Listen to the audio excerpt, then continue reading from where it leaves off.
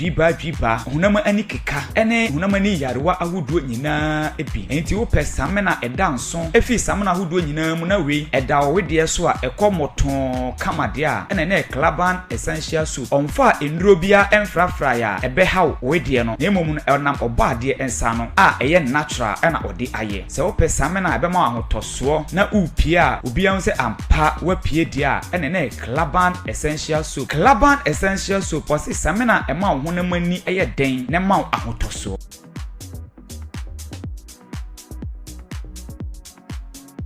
Efri tumi a ewo abodie mu ena samana nwanwaso bi apia obetimi ede wo ho atoso samana ne din ede Klaban essential soup samana yi omu ahodo miensa de wato wonbo ase ede prekese aye na ode moringa nso aye de ewo ho ena afi nso de ode lemon enso aye de ewo ho na ne nyina mu no obenya eye almighty golden turmeric ode afrafra a ahotoso wom efi emofra so ede kosi empanyi so Klaban essential soup ya mekanfo ede amawi etumi sa honamani yare bi tse pimples honamani dwiba honamani ani keka ene honamani yarewa ahodo nyina ebi enti wo pɛ samena ɛda nso efi samena ahodo nyina mu na we ɛda owede so a ɛkɔmoton kamade a ene na Klaban essential soup onfa endrobia emfrafra ya ɛbɛhaw owede no na mmom no ɛnam ɔbaade ensa no a ɛyɛ natural ɛna ɔde ayɛ sɛ wo pɛ samena ɛbɛma ahotoso na upia obia nse ampa wapie dia ene na Klaban essential soup Klaban essential soup ɔse samena ɛma wo honam ani ɛyɛ den na ma ahotoso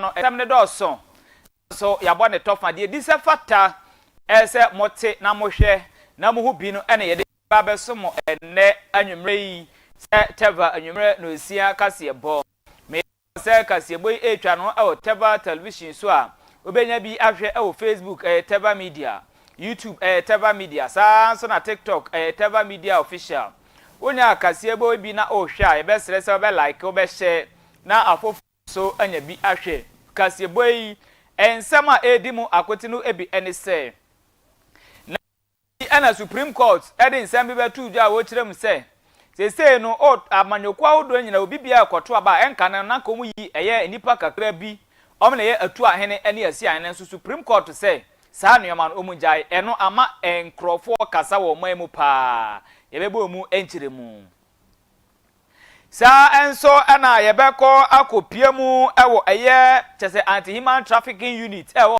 mo chirem se enipa pepeman koma ana omatumi agi wo afi eye human trafficking for ensem ebebo mu enchiremu ensem wei ene afoforo bia na edi hwe na edi tie ne de ba beso mo enne anwumre yi se Tevah Anadwo Kaseabo meka o se Kaseabo yi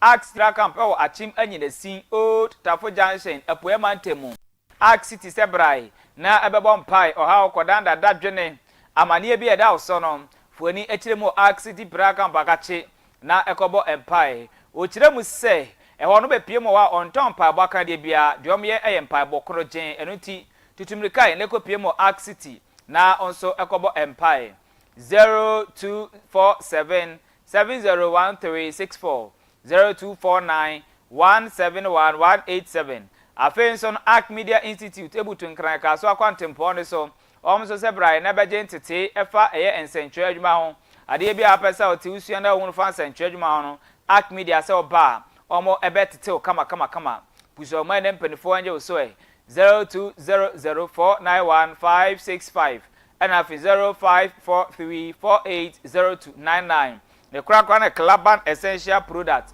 Calaban essential product and omo Calaban soup ho. Sa enso and omo Calaban drink ho. Na Calaban soup ni siesie hunamani. Na Calaban drink ni su siesie hunamani mu. Eno ti umpewe na pedei. Tutumika ne kopie mo Calaban essential product for na kache. Na ekwaje odie 0209524262 0209524262 Enima kwei na aso asenema nne maje pene na mebe kenka kasi edi amawo opesema kani amaje magwa na mebe kenka kasi edi amawo edi amje so ene Steven Boache danso ye ba betutu kasi no esere ene abasa ma mintia melenti sema ani botete baako na membra yesi a me ba ye tutu kasi no esere ene abasa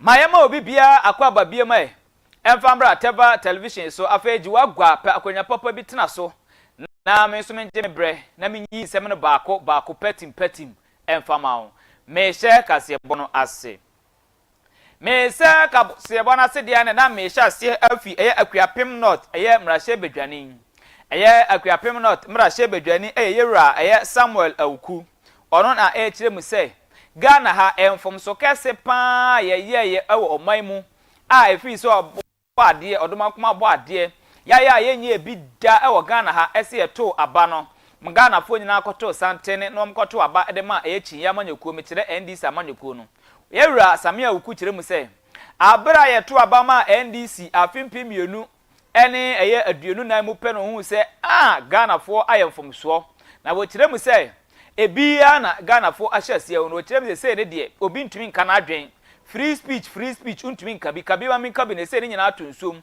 afi no agese bibi koso wan kire wadwen empanifo ba bechew eno na yewura Sami awuku ekirem se eno ne mfomso kese pa eye oman eye ena afi nso wo kirem se emfomso ne biem ne se na yeto abanwie na chese okopie omrahye bedwamu a omo anya tumi a eburu tumi nyina so na omo members no edoso yie pa ewo omrahye bedwafie no wo kirem se onompo oye MPP ni se abato ko hyehyɛ so na omunya nipa dodo a aya ope na nso no se ebedoso na omonkwa na eka bi na obi ka enka bi a aya na eha dwen wosi ye nhwɛ se sia ne se omde akopie mo Supreme Court a aya Constitutional Review Committee di aba betu dwa se omampani ebia besisu a ye ma no emfie enum afen so no Chief Justice ye be ma no emfie du mrahye bedwafo ne nko emfie enum a odi omde bepie ma eye empanifo agi atum no enu nti no se dididi saa esan se omo na do asu nti na mra no omo bagi atum na ye mra o se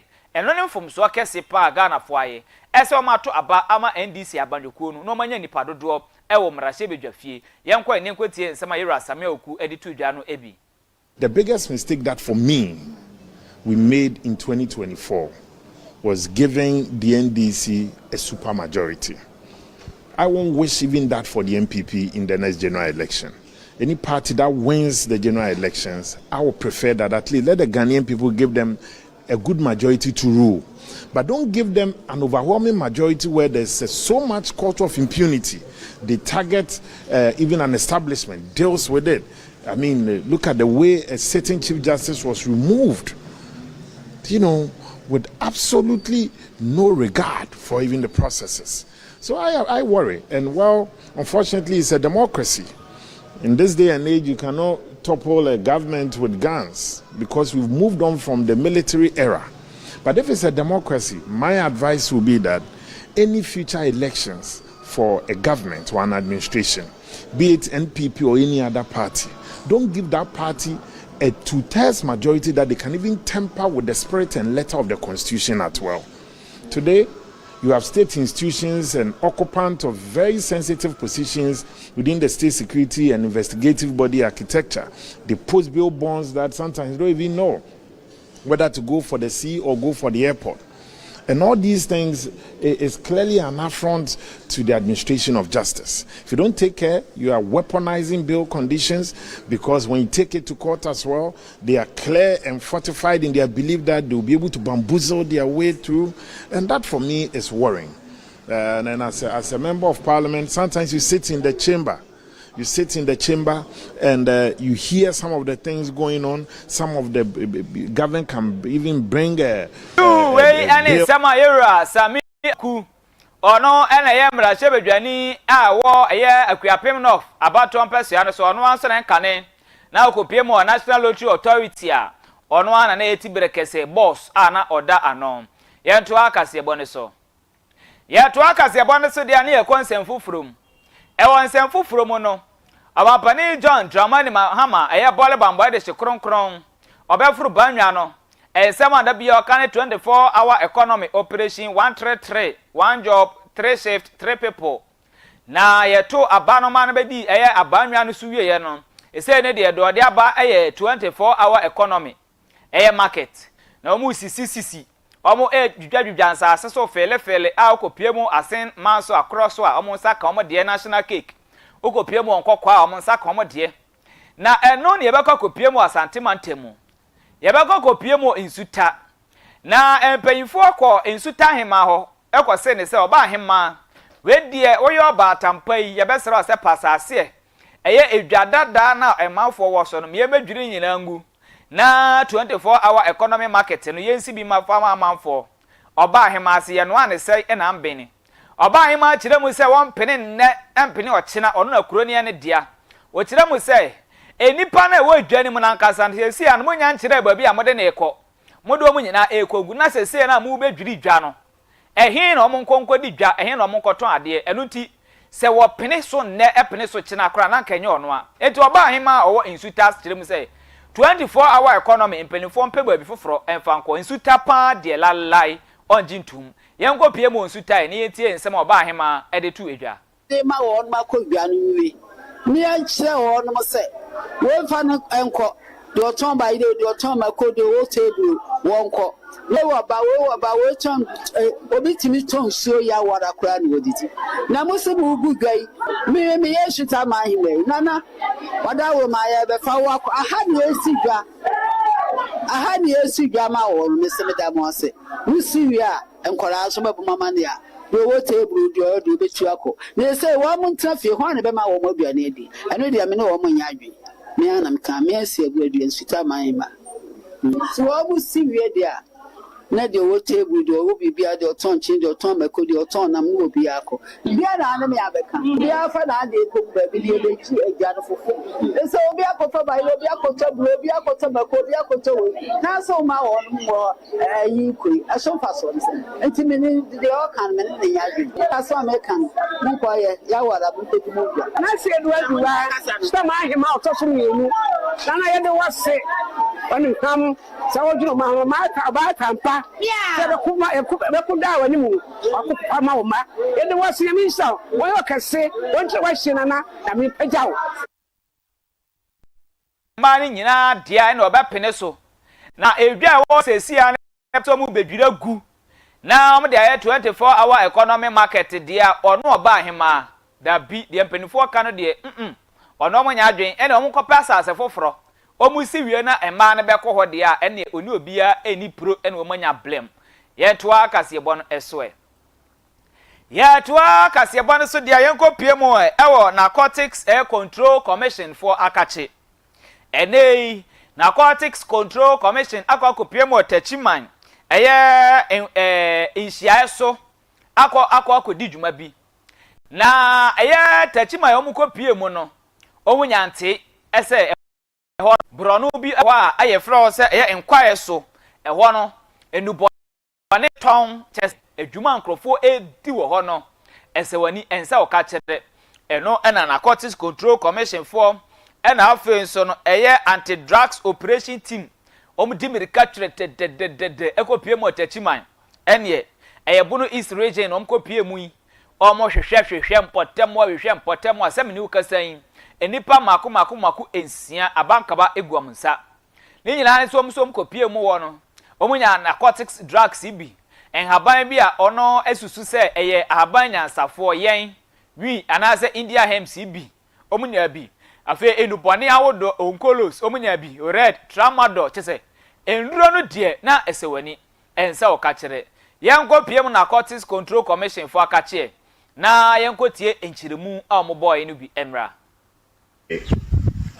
abubu ya aya kasu bibi ya to su bi kia ka na ene su bibi na motos nkete ya tayo se motos no motos aya manfo tade enubone efum nti yesa de no ekire ho no yensa ka cannabis me chewi nyawi na tramadol so yensa enyenye na baka nkete yensa kan ensansa kan enoma omode yesa no mamude twetwetwa ebe ne apaso yensa kan Robert na omode chichire yensa kan bi ana yensa kan eye motosa omode kohodom ekodi omuduma nya motosa hodo yensa nya bicycle so baako ene nya radia so baako ewo sin hodoma no chireke hono nti noma yensa kan se de mane se no o se ye de omo eko court nti if you had my ene ye hwe ebre na adiasa ye do mo be di kinu do mo be call police station na me adoma na ye de omo ama ye police side na omo so akiti from there no catch there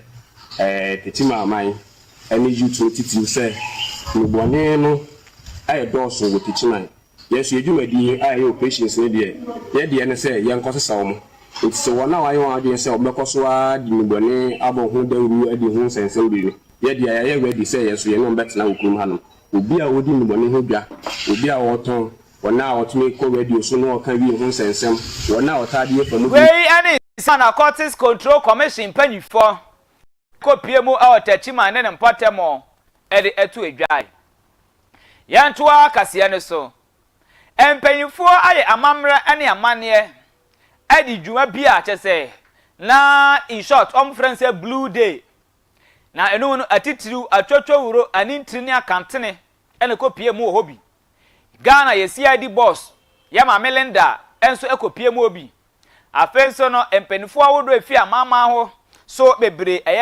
Chinese High Commissioner empanifo awodo no enyina ekopie mu obi enokra enam so ema Minister for Gender, Children and Social Protection ya ma me Agnes na momo latte enso edina ni onyam ekopie mu obi na ya maame Agnes na momolate ede ne nsam kaye no etu dwa no na wo kire mu se ewo afimpi mienu ani aduelu enumu no enipa maako eye empim mienu ahasa aduenum en baako eye 3351 enipa amunya adaje eji chese ewurawuramu ekogi om free eye enkrofo krabrifo amuchi nipa sie na omudi so enam kwantiri kwan so ekwakoye nnwumaden aye from say human trafficking fo ibi ochem say nipa 3351 ena omutimi agigi omunyina ewo afimpi mienu ene aduenu enum enko a eno na ye mame la momolate Agnes ere toa so no okire mu say NDC aban ene Ghana aban otisu sesie enu aya na adwe say obe na afom de nyina na wana wo di sa adwuma no ba bi o hye tokuro bia mu no omo ebechi sa enkrofo ni nyina yenkwai na yenko pie mu e odwuma de na ase enkomo twetwe e koso no yenko tie bi na yehwe bi emra. At 20 years since the enactment of the Human Trafficking Act 2005 Act 694. 20 years ago, and this year is 21 years, Ghana took a bold stand against modern-day slavery by passing this landmark legislation. Our nation declared that every human life has dignity, every child deserves protection, and every trafficker will be held accountable. What is possible when governments, law enforcement agencies, development partners, civil society organizations, and communities unite behind common purpose? The country's legal framework has evolved through amendments and supporting regulations to respond to increasingly relentlessly. We will protect victims compassionately, and we will continue to strengthen the institutions responsible for delivering justice. 2025 alone, the Anti-Human Trafficking Unit at the CID headquarters received 127 cases, rescued 1,202 victims, sent 19 cases to court, and secured 8 convictions. Through sustained national efforts and partnerships, Ghana has maintained its Tier 2 ranking in the U.S. Department of State's Trafficking in Persons reports. However, trafficking is becoming increasingly sophisticated. Traffickers are no longer relying only on physical recruitment. They are using social media, smartphones, digital platforms, and encrypted messaging services. Any summer and penful copy more Jumadina say, Yamame Agnes, now more latte, and after to CID boss, Yama Melenda, and some Almadi to a Janubi and a yabo, and when you be a share, now when you be a tieno. Yenna Yama means some we sway. Now yen twa hosima enkwa jabo afon krato en krato na chi ne ye besan aba enuti menu afide ni emfia ye ba sese ya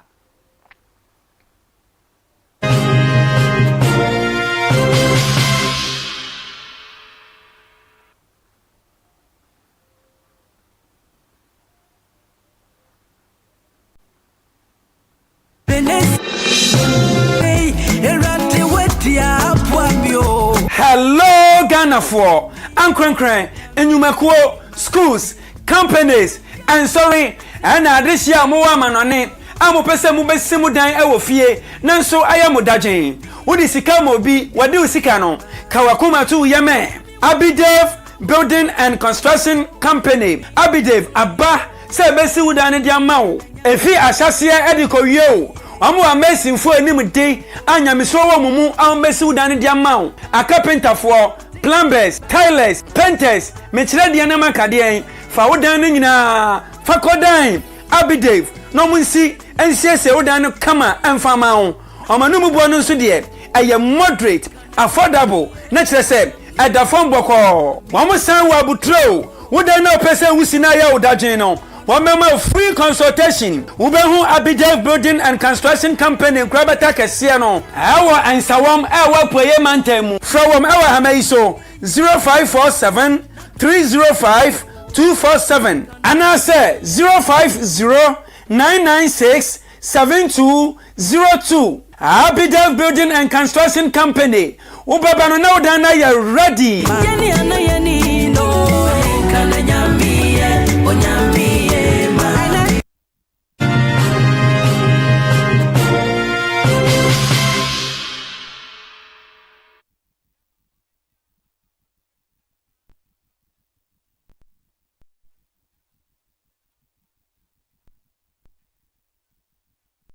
Tevah television so ana wo hwe na utie bi no ye Tevah Kaseabo no eso ye Tevah Kaseabo no so dia enchaye be nansani enra ebesi nne ensema ni na mfidie mu ene abefuntinta fidie so ewiem oman mu ababia ene say Supreme Court ekwa asetena na enipa makomako enkono ne kwatena ase na omoto abawie na enipa enan anase nipa enum adi enan so enkunim 5-4 ayese wakobobo na woko atoprekoto no na ne nyina ne say enkrata bi kwadan Supreme Court ekiremu say kane no na amanyoku awodo e wa ha no se omo beto abayi franka tuni a ye friend delegate conference anase congress na atu ahene ne asi ahene fo akwakohyiehia na omo akwakoto aba ayi franka tuni eno na Supreme Court ekiremu sesese no efie na ekwetintanton watwam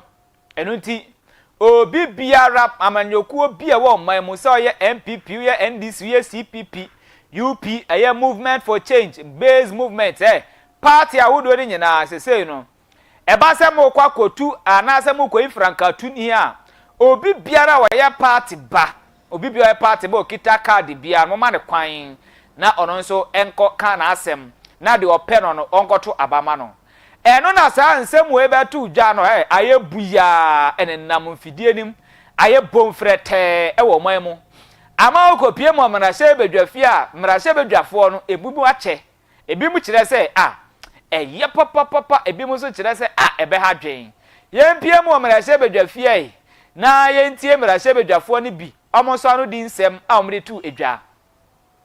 Their powers from the people. The power and the mandate we have to exercise, it is from the very people.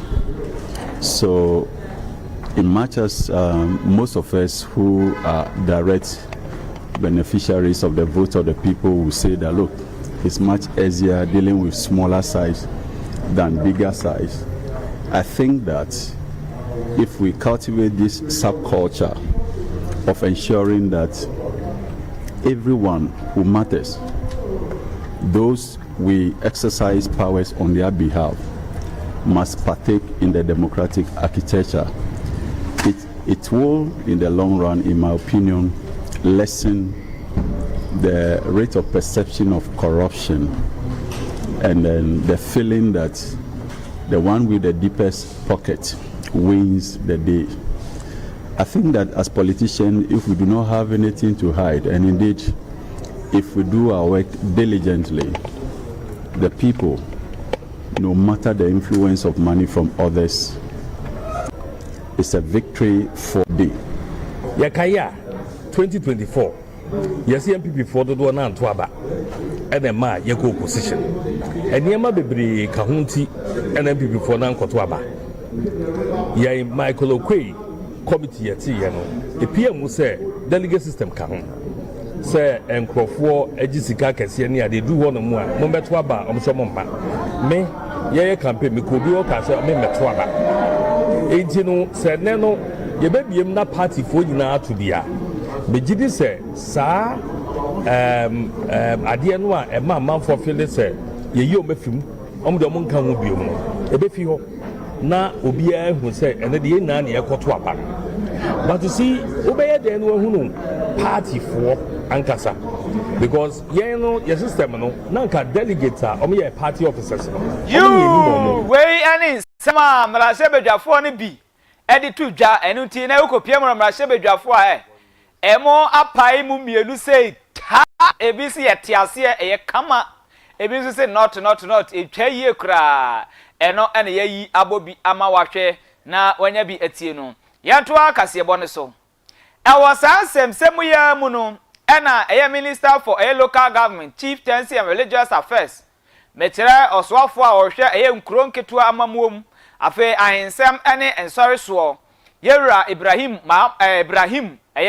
Ibrahim ono a enso ena osan ye soafo ewo banda abato empesua ne so ade ensem bi atudwa na Ahmed Ibrahim nsem ode atudwa nyina kirem se Supreme Court nsem ode aka ne de o kirem se eba sa na ebema ekuo nketoa na ewo amanyokuo ni mu no ase discrimination bi ebekoso ase ebeyom ayipamu na eno na o kirem na o kirem se yeyiwa ayipamu a ya na ya yie pa kosu asisie aya na mpelifo kirem se ya echen abawuo enu nti ensema Supreme Court jabetu dwa no ono kwa de o kirem se discrimination beba antika Supreme Court entry ensensan yankwai na yankwatie oswafo a wo hwe enkronketua amamuo ana ensori nsem ana asoso ahensem eso yewura Ahmed Ibrahim banda mrahye bedwani yankwatie ne nsem na ode tu dwa ne bi ensomra. Supreme Court is bringing this kind of rule. It's constitutionally right but socially discriminatory because minority tribes will not be represented. And we live in a country where tribes or ethnicity is one of our social structures. You can't do away with ethnicity. You can't do away with tribes. So clearly, where we are, you go to certain districts and you clearly see that the tribes or the communities with the major numbers are going to be getting the people into this house. And those with that greater numbers are going to be eliminated. It's socially discriminatory and not inclusive at all. And I think, I'm not a judge, but I think this one, the Constitution speaks about inclusiveness. And so for us then to be able to arrive at this non-inclusive judgment, we need to wait for the final judgment to come. When we read it, then we'll go to be able to know why they took certain decisions. But you know, we are politicians. But to be in that's a different arm of government. That is on meritocracy. But ours, is democracy. Can you imagine Akwetia? They choose the people they want. And that is why even a lawyer was voted against and a hairdresser was taken. When we went back and this, but now what have they done? They've changed the dynamics. And not only that, even where we are, this particular constituency, they use middle school living certificate person, voted for him against somebody with higher qualification. So as for democracy, it's a different game altogether. We practice so many things. And someone, Yera Ahmed Ibrahim, or Swafwa, where in Kronketu Amamuoso, as in sorry, Sam and Alvin, so I ain't Sam so, Eddie Etu Eja. Yeah, that's why Jina Ayam Rashebe Jafie, and fear be a chum. A binder down, I and Adrian say. Aya roto, I would do a jejeno, tintantum, welcome. Now, I know Anna, Aya, and Baya was Sisu say, Anabon and Tuano. Or did two jatire must say, or Yabe Pieso, a roto, the beba. And Raday, the horn, Samuel Akako Piem Mo, Brashebe Jafie. Ama mrashewe dwam adoso kraten mo doso ma ama sesi amene kasa die roto omadi atum enenti upeu enche osan abetwa to obedi tobu adi traffic so ten ade akọ na wakọ akotwa uto na no omu kire mi say eye sese no omu the electronic towing system and omu de aba say a private, a public private, a partnership with Rock Africa Limited. A Rock Africa Limited. Omo, and I say, Omo, and Sasha Sia, Amo Baba ye. Sa, and your money na say a tobu to what do or no. Yasai atumu enchene. Eno ana enkane osofo ana ohwe Ghana bambon semso. Meche Defense Minister Yera Dominic Nitu din sembia to Jano James. Ebe. Sa we ne die mo de ba ai enwa kra enti penifo hwe mu no mu hwe mu ye yentie ensama Yera Dominic Niti wudi tu edwano ebi sat in cabinet when the then minister Sensu brought a very similar proposal, very similar to this, and we all agreed to it in cabinet. The cabinet accepted it. So I'll be a hypocrite to come and say that I won't support what the minister has brought. Whatever reservations I have, in principle, I have to support it. So I will urge that members should support it. Because if I sat in cabinet, the then minister adduced reasons why we should do the same thing, and I turn around to be against it, it will not be good of me to do that. The second reason, Mr. Speaker, is that we abolished the road tolls for one simple reason. We did not want to burden Ghanaians with both the e-levy and the road tolls. Basically, that was the reason.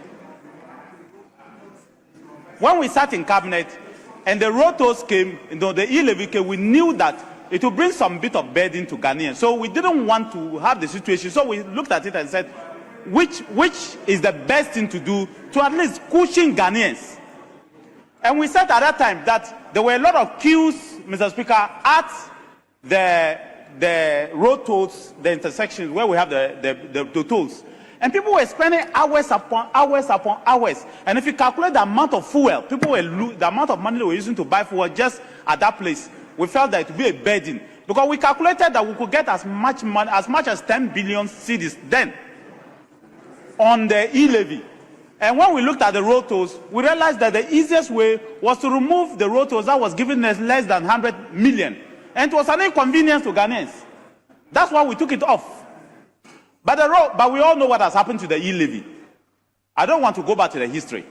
And so for me, if the government decides that they will bring the road tolls, but it will be electronic, like what I have seen in South Africa, I think that will support it. And I urge, but I say it will be electronic. Wey any sama yera Dominic Niti wool os mrashe bedwani o bimbila abato mpesua so en sama odi tu ja mrashe bedwafie ena yede atu wanim no yenkɔ wie kasebo no ewo edwadie mu enche bia na beye buya ewo eye enkrampupuni mantemu makola ne nyina ne se mpanifo eye o madwe se eye 31 December market omo ba bedwiri agu na omasiesie no masini foforo eno na ma adwadifo ye bepene yempene enei AMA4 Accra Metropolitan Assembly and afen so Makola Traders omunyina akwatena ase obutem se ano bye anase ano mienu ko benkroma sotro ento eno ntino omunyina akwatena ase agye atum se we die adabraka omobema ayempenifo kwan na Makola dwakese no omo atiesie mu 31 December market no neno na mpanifo kyerem se ne de o mape baabi amoma o nkotena na o musi dwane wi a o mesan amoma ba yenko ne yenko hwe de course no ebi na yemfantu kasebo no eserebo ye bazisi a yenhwe bimra omo any AMA nyina so that they will work in peace. AMA will also develop. Yeah, call a name abechi in the end, you know, we have arrived at a very good consensus where they brought 3, issues to the bargaining table. They want to know where they are being relocated. They also want to be assured of their return back to the market when it's done. And they also requested for a certain period of time. They've been able to honor fully the first 2 of their requests. And we made them understand that the third request, which is to give them up to December, would not be possible because we started negotiating or doing this back and forth. You started here all the way last year. Me and Amiba Jina Muma almost say mom up to last year December because I'm crying mom would Christmas. And because Jina Muko Kaya my Asiama December no me or cry 1 month come maybe January do they come back and forth and to me I'm far a dream poor and to me I banya dome and ne.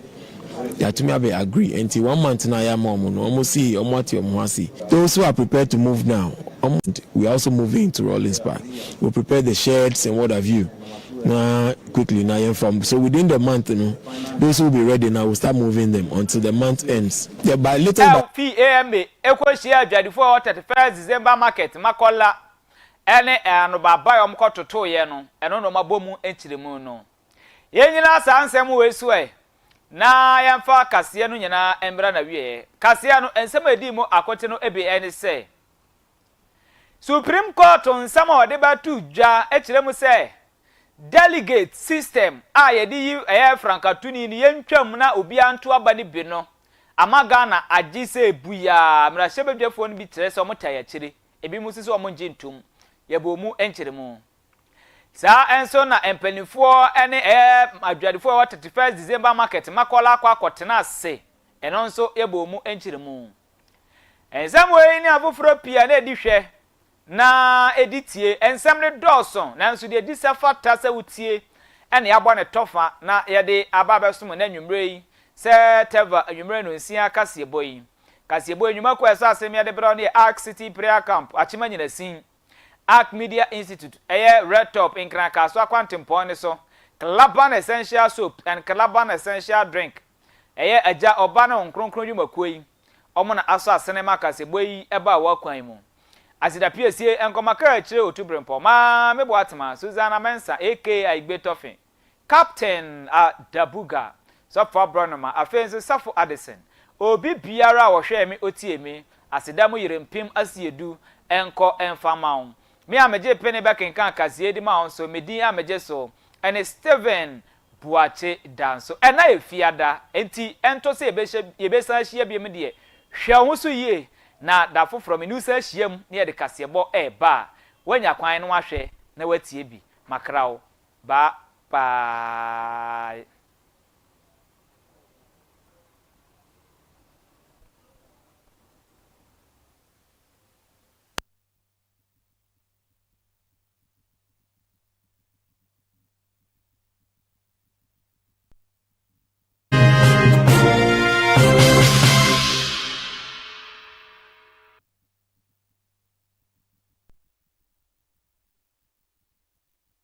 Efri tumi ewo abodie mu ena samana nwanwaso bi apia obetimi ede wo ho atoso samana ne din ede Claban Essential Soup samana yi omu ahodo miensa de wato ombo ase ede prekese aye na ode moringa so aye de ewo ho ena afi so de ode lemon enso aye de ewo ho na ne nyina mu no ubenya eye almighty golden turmeric ode afrafra ahotoso wom efi emofra so ede kwesi empani so Claban Essential Soup ya mekanfo ede amawi etumi sa hunamani yare bi tise pimples hunamani dwiba hunamani keka ene hunamani yarewa ahuduo nyina ebi enti wo pesa mena eda nso efi samana ahuduo nyina mu na we eda wo de so a ekomoton kamade a ene na Claban Essential